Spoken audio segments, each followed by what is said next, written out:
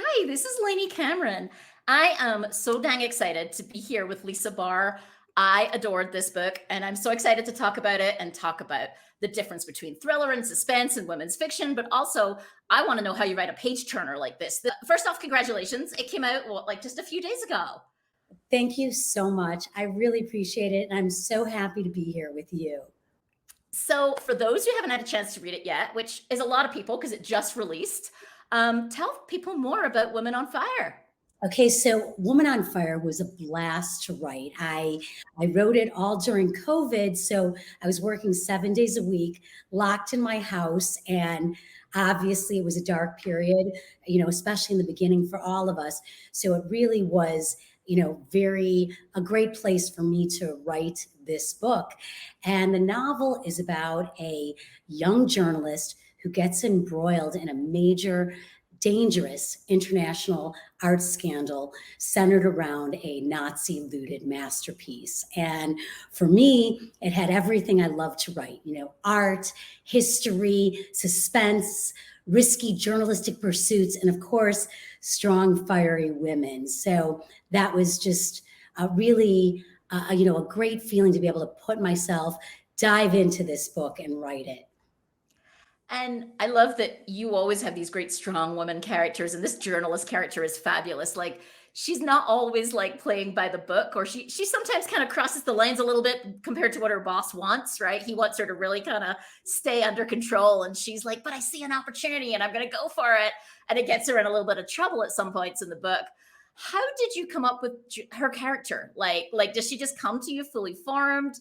Do you So say, how do you find a character like that? Okay, well, Jules Roth is the main character, and she's 24 years old. And so I don't know if you know this, but my background was 25 years as a journalist. So I was a reporter in the Middle East for 7 years, covering everything from, celebrities to terrorism. So when I was there, I was sort of a young, idealistic journalist, and I was fearless. It was before I had my kids, and any story, the more dangerous, the more exciting I was in. And so obviously now I'm jaded and old and crusty and seasoned, but back then I was so idealistic, and I'm going after the truth no matter what. So it was so great to be able to go back there to tap into that younger version of myself. So a lot of Jules is a lot of me. And even there's a backstory, which, we could talk about a little bit later, but just to throw it in there, when I was in high school, I was used as bait to break a sex trafficking ring, which we did.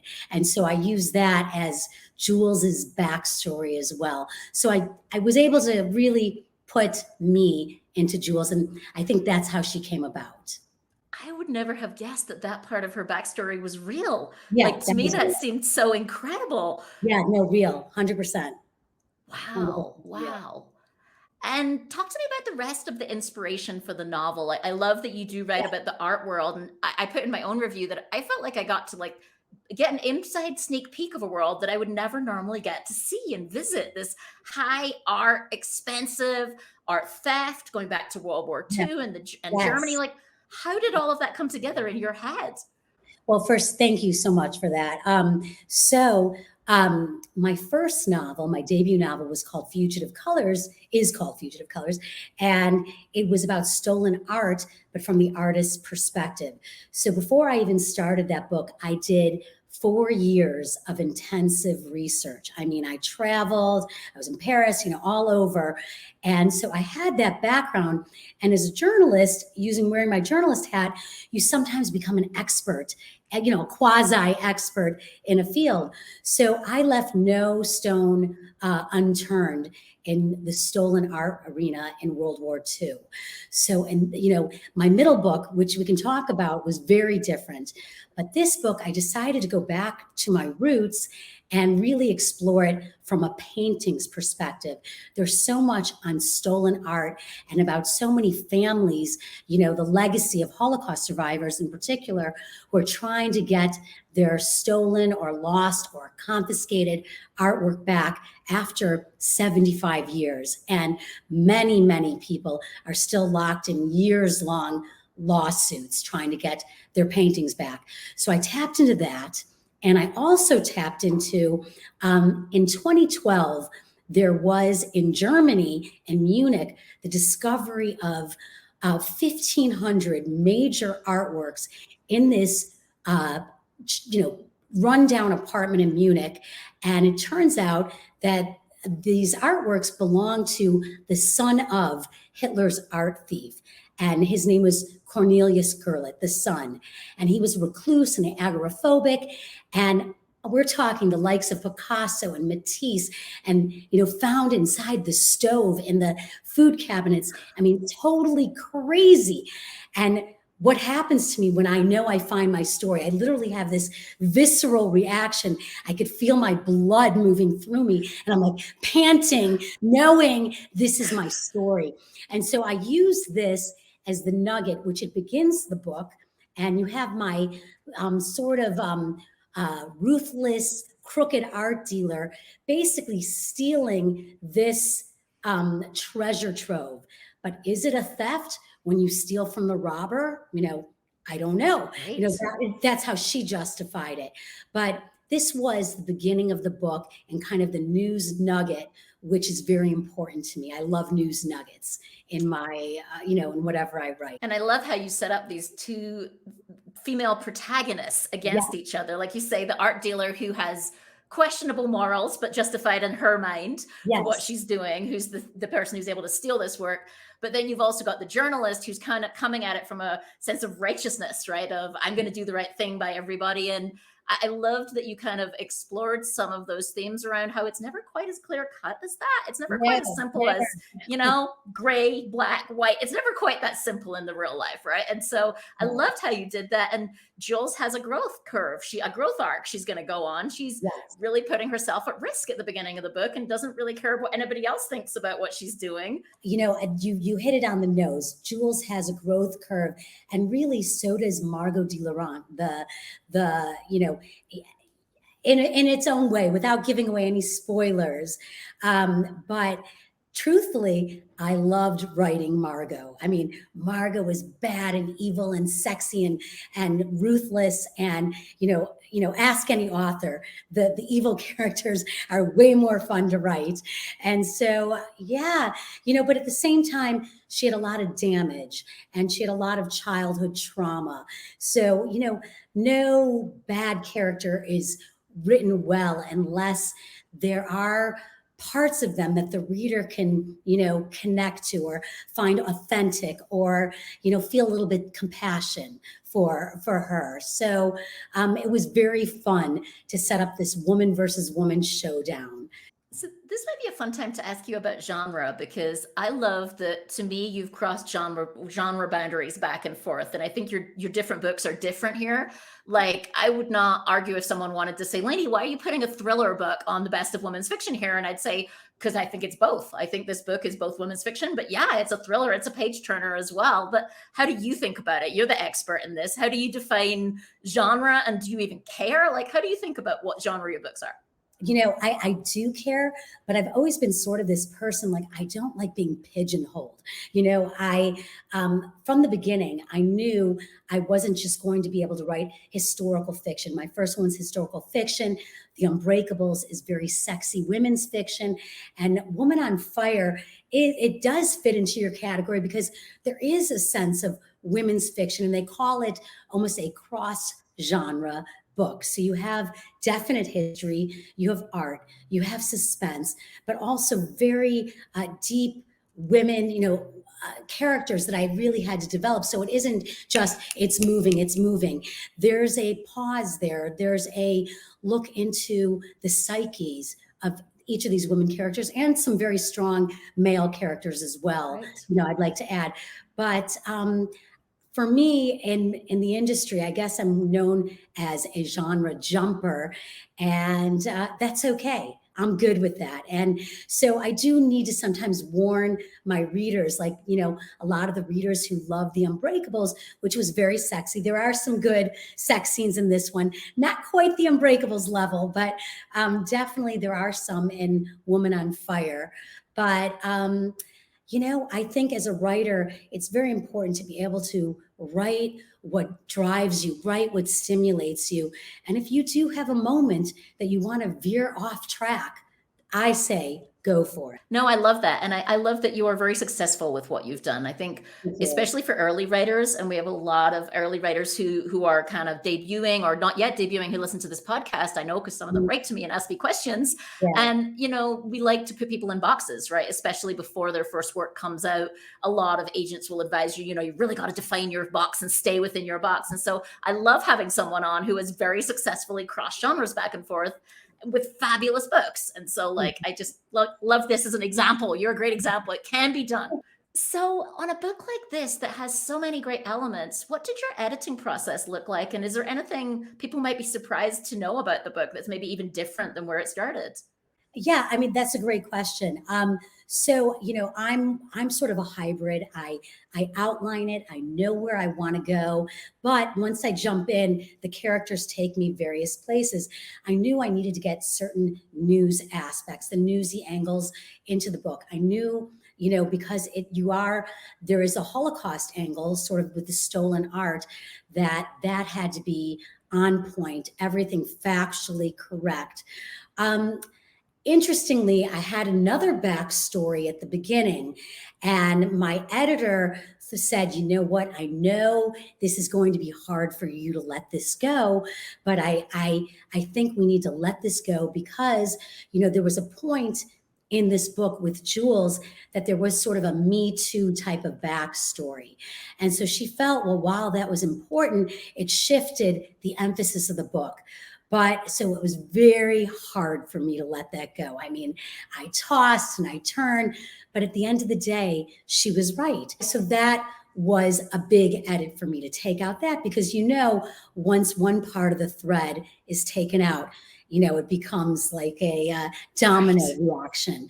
So, sometimes as a writer, you have to leave it to the pros who know and who could, you're so attached to it. You love these characters, you bleed these characters, you dream these characters, and how you let go an important part of their background is hard. But, I've been around the block enough times to know, and I've worked as an editor myself, that I know that needed to be done. So that's a great bridge into one of the questions I love to ask, which is writing advice. And you have been so successful with your books. They're fabulous. They're amazing. If anyone hasn't read Lisa's books, go read this one or any of the previous ones. Thank you. And I've been wanting to have Lisa on for a while. You guys don't know that. Like I was just telling her before we started. So writing advice. I think, obviously we all have our different experiences, but, rejection, and especially for writers, we've got to be the most sensitive people around. So it's a tough business for sensitive people.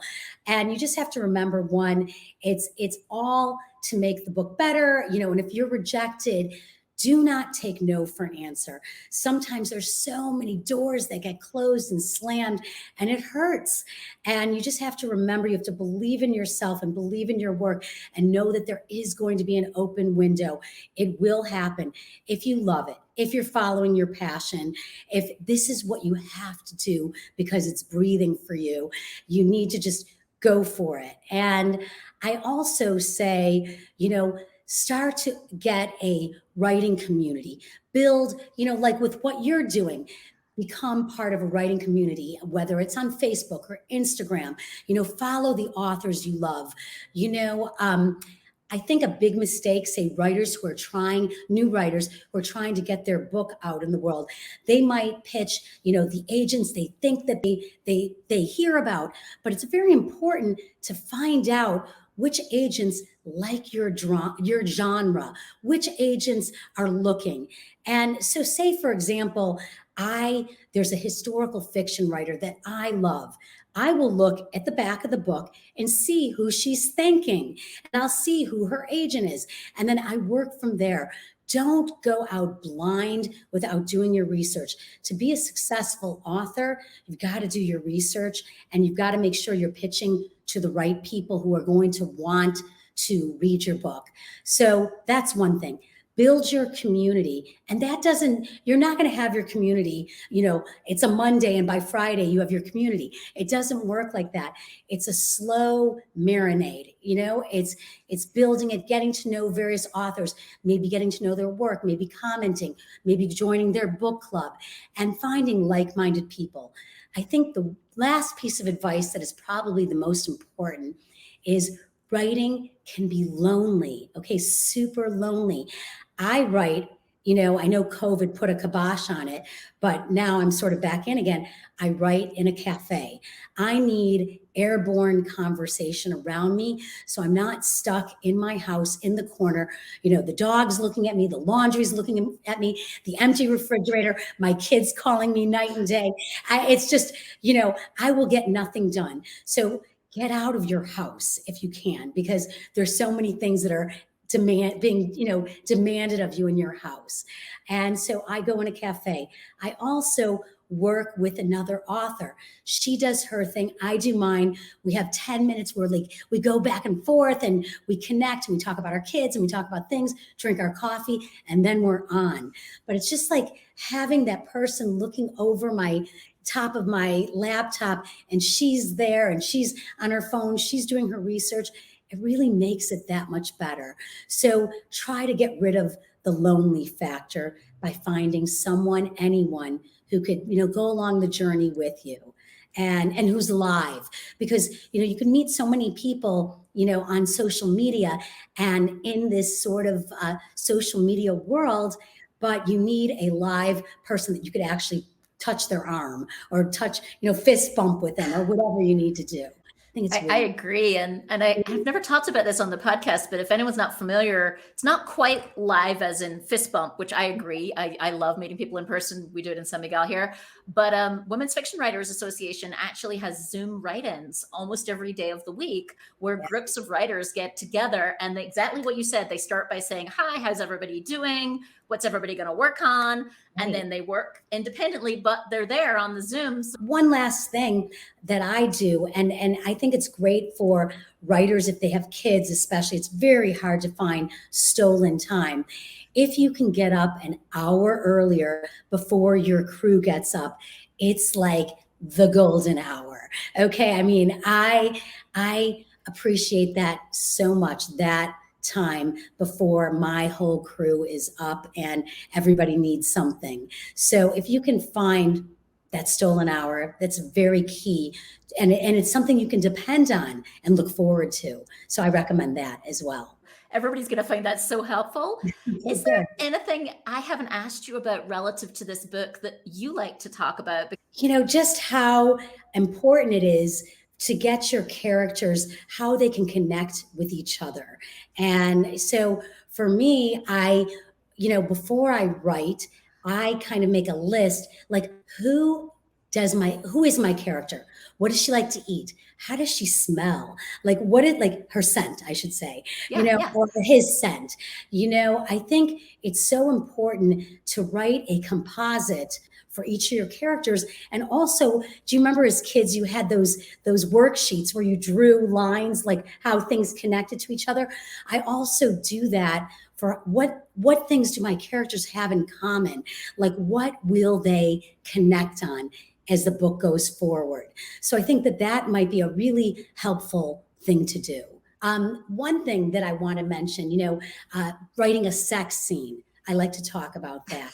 And a lot of authors shy away from it, and I gravitate toward it because writing a sex scene, it's not about what's going on or the physical intimacies.